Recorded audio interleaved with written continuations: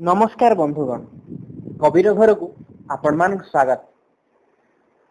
कबीर घर नुआ रंग नुआ रूप प्रत्येक सप्ताह किसी नुआ तथ्य को नहीं आज अतिथि कार्यक्रम रे आमे एभली जने व्यक्तित्व को भेटिबा से जने कवयित्री गाल्पिका एवं संयोजिका निजर साहित्य जीवन पाई से त्याग करछंती निजर वृत्ति को निज परिवार को समय देइछंती निज साहित्य रे निज को हजेइछंती मजेइछंती एवं संयोजना कविता गल्प रे निजर लेखन चालना करी समस्त पाखरे पहुंची पारछंती। से जने ओडिसी नृत्य शिल्पी कला साहित्य संस्कृति प्रथा परंपरा जहां पाखरे सबू रही से आउ केही नथि आपण मानकर प्रिय परिचित जयश्री पट्टनायक मधुसूदन नगर जटणी खोर्धा। मैडम को कबीर घर को स्वागत। मैडम नमस्कार। धन्यवाद। मैडम आज आम बहुत खुशी आपण भली जने कवयित्री को आम कबीर घर तरफ पाइलु। आम तो आपणकर व्यक्तिगत जीवन साहित्य जीवन विषय जानिबा जेहेतु वर्षा ऋतु चली वर्षा अपसरी जीव एबे शरत आसीबो पूजा शारदीय पूजा जन्माष्टमी एवं विभिन्न पर्वपर्वाणी आसीबो गणेश पूजा नुआखाई ए सब आसीबो। आमे प्रथमे वर्षा विषय गोटे कविता आपण गोटे सुनिबा को चाहिबो। आज्ञा मो कवितार शीर्षक श्रावण। आज्ञा श्रावण साथी रे श्रावणी होई प्रेमाप्लुत मन नई आकाश कुसुम पराए धरिले माटी जाए मित होई केते प्रेम सते बिही गढ़ी थिला प्रकृति मन को जेनी नाला निर्धरणी बहंती विवरे सागर मन को केनी तू नाचुलु पर्वत शिखरे मु झुमिली माटी परे तोर मोर मन दिया घटी गला श्रावण रे मेघ बन्ना बोली तेबे तू खोजिलु पालटेली ऋतुराणी सारा शरीर रे रोमांच भरिलु मुहेली हृदय रानी। वाह सुंदर चमत्कार कविता। मैडम आपण गीति कविता एबे बहुत सुंदर लिखुचंती तुम्हें शीर्षक रे अनेक शीर्षक रे फेसबुक रे व्हाट्सएप रे मैडम पूरा छाई जाइछंती सुंदर कविता लिखुचंती किंतु आपण बहुत अमित्राक्षर कविता लिखिचंती। आपण को टिके जानिबा को चाहिबी गीतिकार गीति कविता और अमित्राक्षर कविता भितर कोन फरक आपण कोन उपलब्धि करंती कोटा भलो लागे ना कोटा खराब लागे ना ए सब भितर कोन फरक आपण उपलब्धि करंती। सुनंतु गीति कविता गीति धारा रे गोटे लेखा हुए ताको छंद को छंद मिसेई गाइबा को हुए कही हुए भलो भाबरे सहज रे भी कही हुए एवं सेटा काल जई रहे जेमते देखो आपनक भीम बोई हुअंतु कि माने अन्य अन्य सब दिन कृष्ण दास हुअंतु समस्त से गीति छंद रे ही लिखिसंती तेनो आदि जाय भी आमे पढ़ी कि ताको सहज भाबरे परिप्रकाश करि पारछु उपस्थापना करि पारछु सब किछ करि पारछु किंतु आपण देखंतु एम्ति माने स्वाधीन चेतारे आमे जे लेखुचे कविता सेतरे माने समग्र विषयटा उपस्थापित होई थाए किंतु तार काल जई होई न थाए सेटा जेहेतु गोटे दृष्टि रो तार छंदबद्ध होई न थाए एक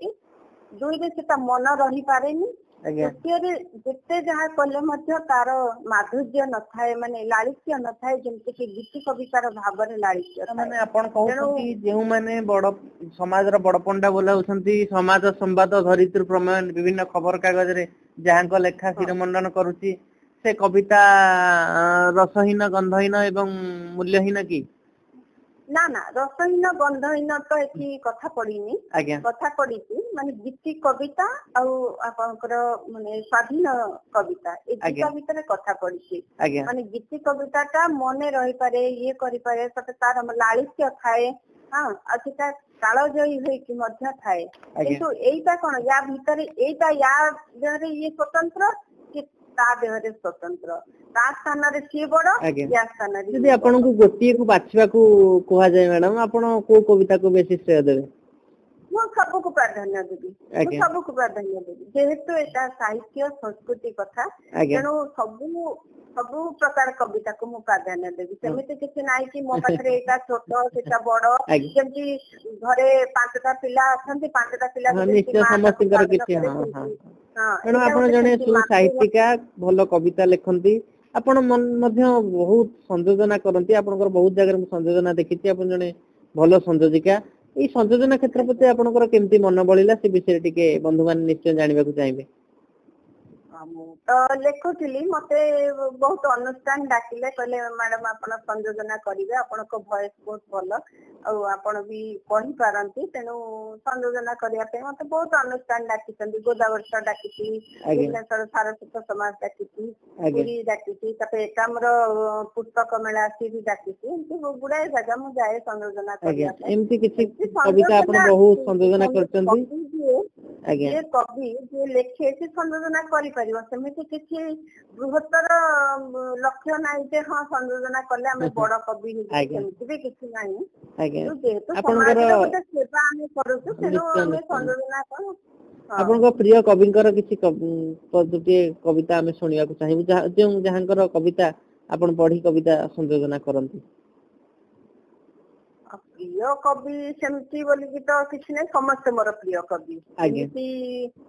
ପ୍ରିୟ ବୋଲି କେହି ତ ନାହାନ୍ତି ସମସ୍ତେ ମୋର ପ୍ରିୟ କବି। ଆପଣ ଆଜିକାଲି ଦେଖନ୍ତୁ ଯେତେ ବଡ କବି ତାଙ୍କଠୁ ଏଇ ଛୋଟ କବି ମାନେ ବହୁତ ବଢିଆ ଲେଖୁଛନ୍ତି ଆଜିକାଲି ନୂଆ କବି ମାନେ ବହୁତ ବଢିଆ ଲେଖୁଛନ୍ତି ତେଣୁ ସେମିତି ତ କହିପାରିବିନି କିନ୍ତୁ ମୁଁ ବହୁତ ପସନ୍ଦ କରେ ଆମ ପ୍ରଧାନ ପାଟ୍ଟଶାଣୀଙ୍କୁ ବହୁତ ପସନ୍ଦ କରେ ତାଙ୍କର ଲେଖା ବହୁତ ସୁନ୍ଦର ଥାଏ। ପୀତାମ୍ବର ତରାଇଙ୍କ ଲେଖା ବହୁତ ପସନ୍ଦ କରେ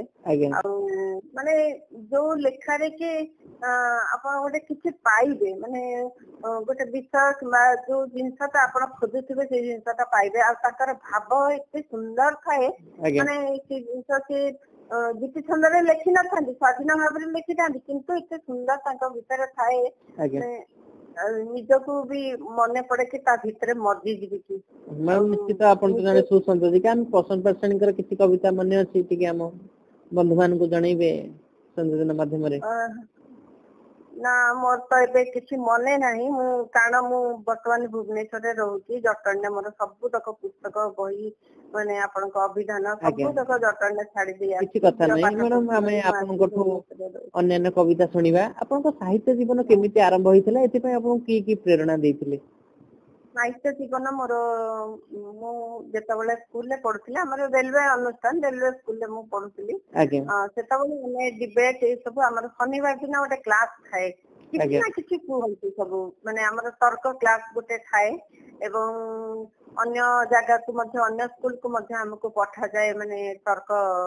ପ୍ରତିଯୋଗିତାରେ ବକ୍ତୃତା ପ୍ରତିଯୋଗିତାରେ ଏବଂ ମୁଁ ଓଡିଶୀ ବି ନାଚୁଥିଲି ଓଡିଶୀରେ ବି ମୁଁ ଅନ୍ୟାନ୍ୟ ସ୍କୁଲକୁ ଯାଇଛି ତେଣୁ ସେଇ ସମୟରେ ମୋ ଭିତରେ ଗୋଟେ ପ୍ରଭାବିତ ହେଲା କଣ ମୁଁ ନାଟକ ବହୁତ ଡ୍ରାମା କରୁଥିଲି ସେତେବେଳେ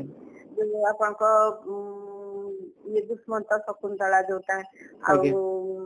ଆପଣଙ୍କ ଉଷା ଅନିରୁଦ୍ଧ ଯୋଉଟା ବାଣା ପରାଜୟ ଯୋଉଟା ଆଉ ଭୀଷ୍ମ ସରସଜ୍ୟା ଏସବୁ ନାଟକ ବହୁତ ନାଟକ ମୁଁ କରିଛି। ଆପଣ ଜଣେ ଓଡିଶୀ ନୃତ୍ୟଶିଳ୍ପୀ ଆପଣ ଜଣେ ସାହିତ୍ୟିକା ଆପଣ ଜଣେ ସଂଯୋଜିକା ତା ସହିତ ଜଣେ ଅଭିନେତ୍ରୀ ମଧ୍ୟ ଆମେ ନିଶ୍ଚୟ ଏଇଠି ଦର୍ଶକ ବନ୍ଧୁ ମାନେ ଶୁଣିବାକୁ ଚାହିଁବୁ କିଛି ଟିକେ ଚୁମ୍ବକରେ କିଛି ଡାଇଲଗ ର ଝଲକ। ସେ ନାଟକର ପ୍ରଭାବ ବହୁତ ମୋ ଉପରେ ପଡିଛି ମୁଁ ଭାବେ ମୁଁ ମାନେ ବହୁତ ପଡିଛି ସେ ପରବର୍ତ୍ତୀ ସମୟରେ ମୁଁ ତାକୁ ମାନେ ଯେତେବେଳେ ମୁଁ ରାମଲୀଳା ବି ଦେଖିବାକୁ ଯାଏ ମା ସହିତ ରାମଲୀଳା ଦେଖିବାକୁ ଯାଏ ସେତେବେଳେ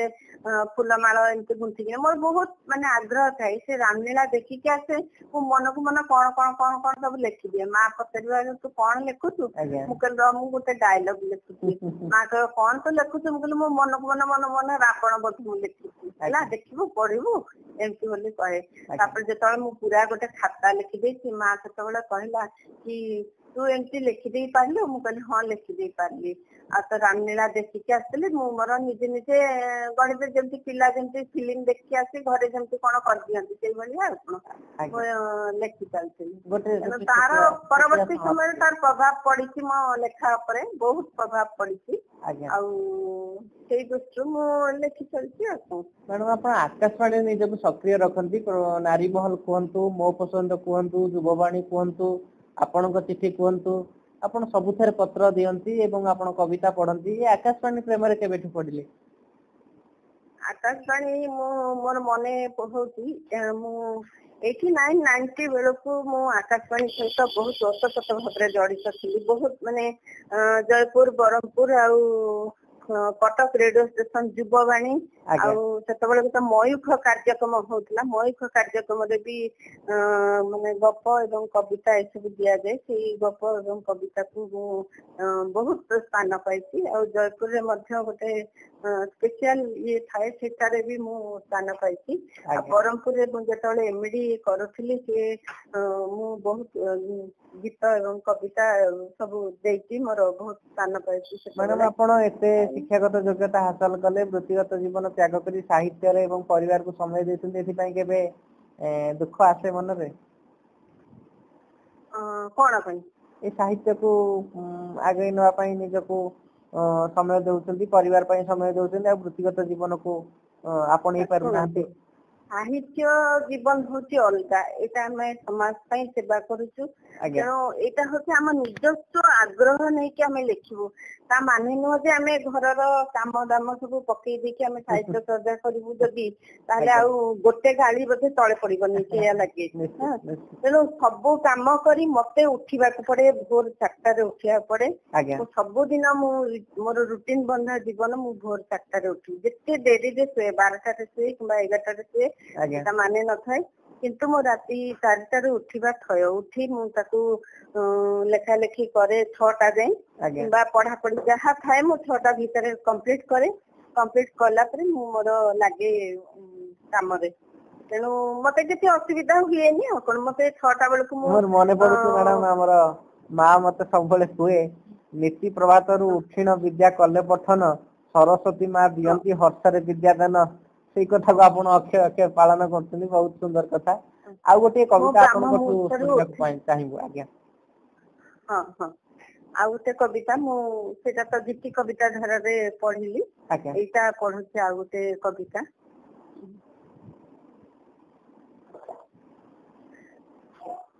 କବିତାର ଶୀର୍ଷକ ନୀରବତା। ପାଦ ସହ ପାଦ ମିଶାଇ ଚାଲୁଥିଲା ବେଳେ ସେଇଦିନ ଥକିଗଲା ତୁମ ପାଦ। ପାପଲି ଲୁହରେ ଦିଶୁଥିଲା ତୁମ କାନ୍ଦୁରା ମୁହଁର ପ୍ରତିବିମ୍ବ। ଦୀର୍ଘ ଶ୍ୱାସରେ ହୃଦୟର ଯେତେ ସବୁ ଅବଦମିତ ଆବେଗ ସମଭାଗରେ ବାଣ୍ଟି ନେଇଥିବା କିଛି କଥା, ଭଲ ପାଇବାର ସେ ସଂକ୍ରମିତ ଭାବନା, ନୀରବ ନିଶବ୍ଦ ମନତଳ କଥା, ବର୍ଷଣ ମୁଖର ସଞ୍ଜ, କାଶ ଆଇନାରେ ବାଣ୍ଟିଥିବା କିଛି ଆରହ ଅବରହ, ଅଚାନକ ଉଭାନ ହୋଇଯିବା, ଆଉ କେଉଟ ଜାଲରେ ମାଛ ପଡି ଛଟପଟ ହେଲା ପରି ଜୀବନ। ମନେ ପଡିଲେ ବିଦାରି ହୋଇଯାଏ ଛାତି, ଏବେ ତତଲା ବାଲିରେ ଭାଜି ହୋଇଯାଏ ସମୟ, ତେବେ ନୀରବତା ଭାଙ୍ଗି କଡ ଲେଉଟା ଦିଏ ସ୍ମୃତି। ଏବେ ତତଲା ବାଲିରେ ଭାଜି ହୋଇଯାଏ ସମୟ, ଯେବେ ନୀରବତା ଭାଙ୍ଗି କଡ ଲେଉଟା ଦିଏ ସ୍ମୃତି। ତୁମ ଛାଡି ଯାଇଥିବା କିଛି ପାଦ ଚିହ୍ନ କଥା, ଆଉ ସବୁଦିନ ପାଇଁ ନିଲାମ ହୋଇଯାଇଥିବା କିଛି ନୀରବତା, ଆଉ ସବୁଦିନ ପାଇଁ ନିଲାମ ହୋଇଯାଇଥିବା କିଛି ନୀରବତା। କବିତାର ଶୀର୍ଷକ ନୀରବତା। ନିଶ୍ଚୟ, ବହୁତ ସୁନ୍ଦର କବିତା। ମ୍ୟାଡାମ, ଯୋଉମାନେ ଆପଣଙ୍କୁ ଏତେ ସମୟ ଧରି ଶୁଣୁଥିଲେ, ଆପଣଙ୍କର ଏତେ ସୁନ୍ଦର କବିତା ଶୁଣୁଥିଲେ, ଆପଣ ସେ ନୂଆ ନୂଆ ଲେଖୁଥିବା ଲେଖକ ମାନଙ୍କୁ କଣ ବାର୍ତ୍ତା ଦେବେ? ଶୁଣନ୍ତୁ, ସାହିତ୍ୟ ଅଲଗା, ଜୀବନ ଅଲଗା। ଜୀବନ ସହିତ ସାହିତ୍ୟ କେବେ ବି ମିଶେଇବେନି। ତେଣୁ ଯଦି ପ୍ରଥମେ ଜୀବନ କଥା ଚିନ୍ତା କରନ୍ତୁ, ତାପରେ ସାହିତ୍ୟ ପାଇଁ ସାରା ଜୀବନ ପଡିଛି। ସାହିତ୍ୟ ବୁଢା କାଳରେ ବି ସାହିତ୍ୟ ହେଇପାରିବ, ଯୌବନ କାଳରେ ବି ସାହିତ୍ୟ ହେଇପାରିବ, ସବୁବେଳେ। ତା ମାନେ ନୁହଁ ଯେ ସାହିତ୍ୟ ପାଇଁ ମୋ ସମୟଟାକୁ ନଷ୍ଟ କରିଦେଇକି ମୁଁ ଚର୍ଚ୍ଚାରେ ରହିବି। ସାହିତ୍ୟ ଏଠି ଜଷ୍ଟ ଗୋଟେ ସମାଜର ହିତ ପାଇଁ। ଏଥିରେ ନା କିଛି ପଇସା ମିଳେ, ନା କଣ ମିଳେ, କିଛି ବି ନାହିଁ। ଖାଲି ଗୋଟେ ଆଗ୍ରହ ସହିତ ଆମେ ସମାଜ ସେବା କରୁ। ୟାକୁ ଜୀବନ ସହିତ କେବେ ବି ମିଶେଇଲେ ଜୀବନ ହିଁ ଦୁଃଖମୟ ହେଇଯାଏ। ତେଣୁ ସାହିତ୍ୟ ଗୋଟେ ପଟ ଏବଂ ଜୀବନ ଗୋଟେ ପଟ। ତେଣୁ ସାହିତ୍ୟ ପାଇଁ ସମୟ ଦେବାକୁ ପଡେ। ସମୟ ଦେଇ ନିଜ ଜୀବନକୁ, ଆପଣଙ୍କ କହିବାର ମତ ହେଲା, ନିଜ ଜୀବନକୁ ସୁନ୍ଦର ଭାବରେ ଗଢିବା ସହିତ ସାହିତ୍ୟକୁ ବଜାୟ ରଖିବା ନିହାତି ଉଚିତ। କାରଣ ଗୋଟେ କବିତାଟିଏ ମନେ ପଡୁଛି, ଛାଡି ଛାଡି ମଣିଷ ତ ମରିଯାଏ। ମୋ ଦୃଷ୍ଟିରେ କେତେ ଜଣ କବି ଲେଖକ ଆଜି ବି ମୁଁ ଶୁଣେ ସେମାନଙ୍କଠୁ କି ମୁଁ ଲେଖିକି ମୁଁ ଚାକିରି କରିପାରିନି ଜୀବନରେ, କି ଲେଖିକି ମୁଁ କିଛି ପରବର୍ତ୍ତୀ ସମୟରେ, ମାନେ ତାଙ୍କର ଯୋଉ ଶେଷ ସମୟ ଏତେ ଦାରୁଣ ଦୁଃଖ ଭିତରେ ମାନେ କାଳାତିପାତ କରିଥାନ୍ତି, ସେମାନେ କେହି ମନେ ପକାନ୍ତିନି କି ସେମାନେ ଲେଖିଥିଲେ ସମାଜ ପାଇଁ ଏତେ ସବୁ ଜିନିଷ ତାଙ୍କ ପାଇଁ କିଛି କରିଛି କଣ ସରକାର ଆଜିକାଲି କଣ କରିଛନ୍ତି ସାହିତ୍ୟିକ ମାନଙ୍କ ପାଇଁ କବି ମାନଙ୍କ ପାଇଁ ଲେଖକ ମାନଙ୍କ ପାଇଁ କଳାକାର ମାନଙ୍କ ପାଇଁ କିଛି କରିଛନ୍ତି କିନ୍ତୁ ସାହିତ୍ୟିକ ମାନଙ୍କ ପାଇଁ କଣ କରିଛନ୍ତି ଆଉ ଇଏ ପାଇଁ କଣ କରିଛନ୍ତି ଇଏ କୋଉଠି ଯଦି ସମ୍ବର୍ଦ୍ଧନା ଦେଲା ସେଇଟା ହଉଛି ସାହିତ୍ୟିକର ମାନ ଇଏ କୋଉଠି ଯଦି ପଇସା ଦେଲା ସେଇଟା ହେଲା ଯୋଉ ଏକାଡେମୀ ଆୱାର୍ଡ ପାଇଲା ସେଇଟା ହଉଛି ସାହିତ୍ୟିକର ମାନ କିନ୍ତୁ ସରକାର କଣ କିଛି ଦେଇଛନ୍ତି କି କବି ଲେଖକ ମାନେ ପାଠକର ଟିକେ ଭଲ ପାଇବା ପାଠକର ଖଣ୍ଡେ ଚିଠି ଏଇକୁ ସେଇଟାକୁ ସବୁବେଳେ ଦର୍ପଣରେ ମାନେ ମୁହଁ ଦେଖିଲା ପରେ ସେଇଟାକୁ ସବୁବେଳେ ସାମ୍ନାରେ ରଖିବେ କି ସମାଜ ଆଉ ମୁଁ ଆଉ ମୋ ସାହିତ୍ୟ ଆଉ ଜୀବନ ଏଇ ଚାରିଟାକୁ ମାନେ ସବୁବେଳେ ସାମ୍ନାରେ ରଖିକି କାମ କରୁଥିବେ ତେଣୁ କହିବେନି କି ମୁଁ ସାହିତ୍ୟ ଭିତରେ ମୋ ଜୀବନଟାକୁ ଭର୍ତ୍ତି କରିଦେବି ସେମିତି ବି ନୁହଁ ଜୀବନ ଅଲଗା ଜୀବନକୁ ଦେଖିବାକୁ ପଡିବ ଜୀବନ ପାଇଁ ଜୀବନ ସାହିତ୍ୟ ପାଇଁ ଜୀବନକୁ ନଷ୍ଟ କରିବାଟା ଠିକ ସାହିତ୍ୟକୁ ନେଇକି ବଞ୍ଚିବା ମାନେ ଦୁଃସାଧ୍ୟ ସେଟା ବହୁତ କଷ୍ଟକର କବିର ଘର ବିଷୟରେ ଆପଣଙ୍କର କଣ ମତ ରହିବ କବିର ଘର ଆପଣ ଜଣେ ସକ୍ରିୟ କବିର ଘର ମତେ ବହୁତ ଭଲ ଲାଗେ କାହିଁକି ନା ଗୋଟେ ଛୋଟ ଭାଇଟିଏ କରିଛନ୍ତି କବିର ଘର ଆଉ ତାଙ୍କ ପ୍ରଚେଷ୍ଟାରେ ତାଙ୍କ ପ୍ରୟାସରେ ମୁଁ ନିକଟରେ ବୋଧେ ତାଙ୍କର ଫଙ୍କସନ ଟା ଆଟେଣ୍ଡ କରିଥିଲି ମତେ ଏତେ ଭଲ ଲାଗିଲା ସବୁ ଆଡର କବି ଆସିଥିଲେ ସେମାନଙ୍କ କବିତା ପଢିଲେ ଏବଂ ଗୋଟେ ବନ୍ଧୁ ମିଳନ ହେଇଥିଲା ସେଠି ଗୋଟେ ଛୋଟ ଭାଇଟାର ପ୍ରୟାସ ଏତେ ବଡ ପ୍ରୟାସ ମାନେ ଗୁଣ୍ଡୁଚି ମୂଷା ଭଳିଆ ଇଏ କରି ବନ୍ଧ ବାନ୍ଧିବାର ଇଏ ସମସ୍ତଙ୍କ ଭାଗ୍ୟରେ ବଡ ବଡ କବି ମଧ୍ୟ ଆଜି ଯାଇ କରିକି ସେଟା ଦେଖେଇ ପାରିନାହାନ୍ତି ଯାହାକି ଉତ୍ତର ପିଢିର କବି ମାନେ ଦେଖେଇଛନ୍ତି କଣ ତ୍ରୁଟି ରହିଯାଉଛି କଣ କଲେ ଆଉ ଟିକେ କବିର ଘର ଆଗକୁ ଯାଇପାରିବ କଣ ଭୁଲ ରହିଯାଉଛି ସେ ବିଷୟରେ ଟିକେ ଜାଣିବାକୁ ଚାହିଁବୁ ତ୍ରୁଟି ତ ସବୁଥିରେ ତ୍ରୁଟି ଥାଏ ସେମିତି କହିହବନି ଯେ ସବୁ ଜିନିଷ ପରଫେକ୍ଟ ବୋଲି ତ ଆମେ କହିପାରିବାନି କିନ୍ତୁ ଟିକେ ଉନ୍ନତ ମାନର ମାନେ ଶବ୍ଦ ଅର୍ଥ ଅଭିଧାନ ଯେମିତି ସେଗୁଡିକ ସହିତ ଇଏ ରଖି କବି ମାନେ ଲେଖିକି ତାକୁ ପୋଷ୍ଟ କରିବେ ଯେମିତି କି ଅନ୍ୟ ସାହିତ୍ୟିକ ମାନେ ପ୍ରଭାବିତ ହେବେ ତାଙ୍କ ଲେଖା ଦ୍ଵାରା ପ୍ରଭାବିତ ହେବେ ଯେତେ ବଡ ରାଇଟର ହେଇଥିଲେ ବି ସେ ପ୍ରଭାବିତ ହେବେ ମୁଁ କହୁଛି ମୋ ଇଏରୁ ମତେ ବହୁତ ଫୋନ କଲ ଆସେ ମତେ ବହୁତ ମାନେ ମେସେଞ୍ଜରରେ ବି ମତେ ବହୁତ କୁହନ୍ତି ସମସ୍ତେ ହ୍ୱାଟ୍ସଆପ ରେ ବି କୁହନ୍ତି ମ୍ୟାଡାମ ଆପଣ କେମିତି ଏଇଟା ଲେଖିପାରୁଛନ୍ତି ମୁଁ କହିଲି ମୁଁ ବହୁତ କଷ୍ଟ କରେ ଏତେ ହାର୍ଡ ଲେବର ନ କଲେ ଆପଣ ସାହିତ୍ୟ ଲେଖିପାରିବେନି ତାପରେ ମୁଁ ଗୋଟେ ଯୋଉ ସିରିଜ ଲେଖୁଛି ତୁମେ ଲେଖିବା ପାଇଁ ମତେ ବହୁତ କଷ୍ଟ କରିବାକୁ ପଡେ ଏମିତି ନାହିଁ କି ମୁଁ ଏଇଟା ଆଣିକି ଥୋଇଦେବି କି ମୁଁ ବ୍ରହ୍ମା ଆଣିକି ଥୋଇଦେବି ସେମିତି ବି ନାହିଁ ମତେ ମାନେ ଗୋଟେ ଦିନ ଗୋଟେ 8 ଲାଇନ ଲେଖିବା ପାଇଁ ମୋର ଟୋଟାଲ 12 ଘଣ୍ଟା ପଳାଏ ମ୍ୟାଡାମ ଆପଣ ସାହିତ୍ୟ ସହିତ ସଂଶ୍ଳିଷ୍ଟ ଅଛନ୍ତି ମଝିରେ କିଛି ବ୍ୟକ୍ତିଙ୍କର ମତ ଥିଲା କବିର ଘର ଗୋଟିଏ ପତ୍ରିକାର ରୂପ ନଉ ଏ ବିଷୟରେ ଆପଣଙ୍କ କଣ ମତ ରହିବ ପତ୍ରିକା ଶୁଣନ୍ତୁ ପତ୍ରିକା କରିବା ଆଜିକାଲି ବହୁତ କଷ୍ଟ କାହିଁକି ନା ପତ୍ରିକା ପାଇଁ ଯୋଉଠି ସମ୍ବଳ ନାହିଁ ସେଠି ପଣତ କୁଆଡେ ମୁଁ ଲମ୍ବା କରିବି ପାଠକ ପଢିବା ସମ୍ବଳକୁ ନେଇକି ପତ୍ରିକା କରିବେ ପତ୍ରିକା ଚାଲିବାର ଅଛି ପୁଣି ସମସ୍ତଙ୍କ ସବୁ ପାଠକ ମାନଙ୍କ ପାଖରେ ପହଞ୍ଚିବାର ଅଛି ପତ୍ରିକାକୁ କେତେ ମାନେ ଆଗ୍ରହର ସହିତ କିଣିବେ ସେଇଟା ବି ହଉଛି ଗୋଟେ କଥା ଆପଣ ପତ୍ରିକା କରିଦେଇକି ରହିବେ ଖାଲି ପାନ ଦୋକାନରେ ବାଣ୍ଟିଦେଲା ଭଳିଆ କି ଚା ଦୋକାନରେ ବାଣ୍ଟିଦେଲା ଭଳିଆ କାମ କରିବେ ସେ କଥା ନୁହଁ ଆଜିକାଲି ପତ୍ରିକାର ଭବିଷ୍ୟତ ଆମେ ଜାଣୁଛୁ ସେ ପତ୍ରିକା କେବଳ ସେଇ କାଦମ୍ବିନୀ ହାଟରେ ପ୍ରାୟ ବୋଧେ ପତ୍ରିକା କିଣା ହୁଏ ଆଉ ଅନ୍ୟ ସମୟରେ ପୂଜା ସମୟରେ ବିଷୁବ ମିଳନ ସମୟରେ ବୋଧେ ପତ୍ରିକା କିଛିଟା କିଣାଯାଏ ଆଉ ନହେଲେ ଆଉ ଖାଲି ସମୟରେ ତ କିଏ ଗୋଟେ ବହିଟିଏ ବି କାହିଁ କିଣିବା ମୁଁ ଦେଖୁନି କୋଉ ସାହିତ୍ୟିକ କେବଳ ସାହିତ୍ୟିକ ମାନେ ହିଁ ସାହିତ୍ୟିକର ବାହା କରନ୍ତି କିନ୍ତୁ ମାନେ ଅନ୍ୟ ସମାଜର ସାଧାରଣ ବର୍ଗର ଲୋକ ସେ ସାହିତ୍ୟକୁ ଅଗ୍ରାଧିକାର ଦିଅନ୍ତି ମୁଁ କାହିଁ ସେଟା ଆଜି ଯାଇ ଦେଖିନି ପତ୍ରିକାଟିଏ ବଞ୍ଚିବା ଭାରି କଷ୍ଟକର ଆପଣଙ୍କର ସୁନ୍ଦର ମତାମତ ଶୁଣି ଅନେକ ବନ୍ଧୁଗଣ ଖୁସି ହେଇଥିବେ ମ୍ୟାଡାମ ଯାହା ହଉ ଆପଣଙ୍କୁ ବହୁତ ଧନ୍ୟବାଦ ଆଜ୍ଞା ସବୁ ସାହିତ୍ୟିକଙ୍କ ବହି ଯଦି ସର୍ବସାଧାରଣ କିଣିଥାନ୍ତି ତାହେଲେ ସମସ୍ତେ କବି ମାନେ ସମାଜରେ ବଞ୍ଚିଯାଏ ବଞ୍ଚିବା ଭାରି କଷ୍ଟକର ନୁହେଁ ଅସମ୍ଭବ ବୋଲି କିଛି ଲୋକଙ୍କ ମତ ମ୍ୟାଡାମ ଏମିତି କିଛି କଥା ରହିଗଲା କି ଯାହା ଆମେ ପଚାରି ପାରିଲୁନି କବିର ଘର ତରଫରୁ ସେମିତି କିଛି ଯଦି ଅଖୁଆ କଥା ରହିଛି ଆମ ବନ୍ଧୁ ମାନଙ୍କ ସହିତ ଆପଣ ବାଣ୍ଟି ପାରିବେ ବାଣ୍ଟି ପାରିବି ମୁଁ କଣ ବାଣ୍ଟି ପାରିବି ସେଇ କିଛି ଅଭୁଲା ସ୍ମୃତି ସାହିତ୍ୟକୁ ନେଇ କିଛି ସ୍ମୃତି ପଢନ୍ତୁ ସେମାନେ ବହୁତ ବହି ପଢିବାକୁ ପଡିବ ପ୍ରଥମେ କିଛି ଲେଖିବା ପୂର୍ବରୁ ସଫିସିଏଣ୍ଟ ବହି ପଢନ୍ତୁ ମୋର ମନେ ପଡୁଛି ମୁଁ ଯେତେବେଳେ ରେଡିଓ ଷ୍ଟେସନ ଯାଇଥିଲି ଗୋଟେ ବହି ଦେବା ପାଇଁ ମୋର ବହି ଦେବା ପାଇଁ ସେ ଜଣେ ଭାଇଙ୍କୁ ମୁଁ ଦେଇଥିଲି ପଢିବା ପାଇଁ ମୋ ବହି ମତେ ବହୁତ କହିଲେ ବହୁତ ସୁନ୍ଦର ଆପଣ ଲେଖିଛନ୍ତି ଆହୁରି ପଢନ୍ତୁ ପଢିବା ଦ୍ଵାରା ଆପଣଙ୍କ ସାହିତ୍ୟ ମାର୍ଜିତ ହବ ଭାଷା ମାର୍ଜିତ ହବ ଶବ୍ଦ ବି ନୂଆ ନୂଆ ଶବ୍ଦ ସହିତ ଆପଣ ଜଡିତ ହେବେ ଆଉ ଅଭିଧାନ ବି ଦେଖନ୍ତୁ ଅଭିଧାନରେ ଅର୍ଥ ବି ବାହାର କରନ୍ତୁ ଏଇ ସବୁ ସହିତ ଆପଣ ପ୍ରଥମେ ପରିଚିତ ହୁଅନ୍ତୁ ତାପରେ ଗୋଟେ ଚିହ୍ନା ମୁହଁ ଆପଣ କବିତାରେ ବାହାରିବ ଏଇ ଗୋଟେ ଜିନିଷ ମତେ କହିଥିଲେ ମତେ ବହୁତ ଯାହା ହଉ ମ୍ୟାଡାମ ଆପଣ ଏତେ ସମୟ ଦେଇକି ଆମ ସହିତ ରହିଲେ କବିର ଘର ପରିବାର ତରଫରୁ ଆପଣଙ୍କୁ ବହୁତ ବହୁତ ଧନ୍ୟବାଦ ରହିଲି ମ୍ୟାଡାମ ନମସ୍କାର ମୁଁ ମଧ୍ୟ ଆପଣ ମାନଙ୍କୁ ବହୁତ ଧନ୍ୟବାଦ ଜଣାଉଛି ଯେହେତୁ ମତେ ସ୍ଥାନ ଦେଇଥିବାରୁ ମତେ ସାକ୍ଷାତକାରରେ ଭାଗ ନେଇଥିବାରୁ ମୁଁ ନିଜକୁ ଧନ୍ୟ ମନେ କରୁଛି ଏବଂ କବିର ଘରର ଉତ୍ତରତର ଉନ୍ନତି କାମନା କରୁଛି ରହୁଛି ଧନ୍ୟବାଦ ନମସ୍କାର ବନ୍ଧୁଗଣ ଇଏ ଥିଲେ ଜୟଶ୍ରୀ ପଟ୍ଟନାୟକ ଆପଣ ମାନଙ୍କର ଚିର ପରିଚିତ କବୟିତ୍ରୀ